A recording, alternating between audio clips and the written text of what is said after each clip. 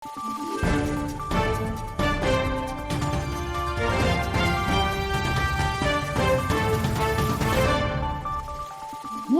araw, Pilipinas! Ito ang Valiente News hatid sa inyo ng Office of the Vice President.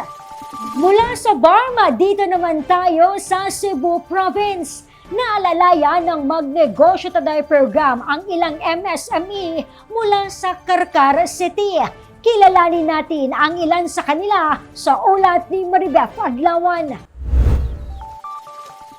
Ang tindahan na ito ang pinagkukunan ng mga pangunahing pangangailangan ng pamilya Arigado mula sa Tuyom Kwasi, Carcar City, Cebu. Kwento sa amin ni Gemma, marami kasing naglalaro ng basketball malapit sa kanilang bahay, kaya't naisipan niyang magtayo ng sari-sari store.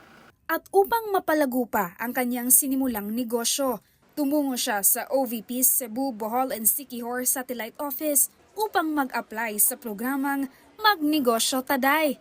Nanam ko'y tindahan daan, mauto nga, ning apil jud ko ana. Nya mo silingan ni ana siya, tuo mo ana nga scammer man na, ana, di man jud na tinuod. Awin ko, ato lang ning kanang suwayan. Nya mauto nga, ni apil jud mi, nya pagkahibaw na namo nga, tinuod jud di ay, mauto na anang mga tao nga, ala tinuod ay dili da scam, di ay ning kanang ilahang program. Pinagkalooban din ng 15,000 pesos na karagdagang puhunan si Maricel at tulad ng maraming MTD grantees ay tindahan din ang kanyang napiling negosyo. Saad niya, napili niya ito upang kumita kahit abala siya sa pagiging ilaw ng tahanan. So ang kalipay ma'am, dili dyan kuan kay ako pa ni pilap, ako pa yung nakaunag relay na kuanan sa MTD. Salamat sa ko nga na apil ko. Kay kuan man ba kay namo ko estudyante good niya abag ba yan ako bayron noon niya kaabag jud ang magnegosyo taday dako jud kay katabang jud ang MTD ma'am.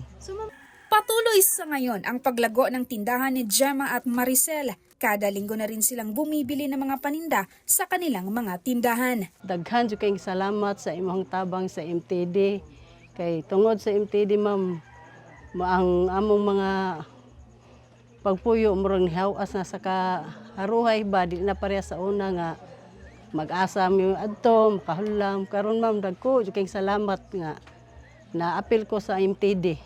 Mula dito sa Carcar City, Cebu, ako si Maribeth Adlawan, lahat para sa Diyos, bayan at pamilyang Pilipino. Valiente News. Isa pang nanay mula sa Carcar City, benepisyaryo rin ng MTD program. Ano kaya ang kanyang napiling negosyo? Ang kasagutan, alamin natin sa susunod na episode.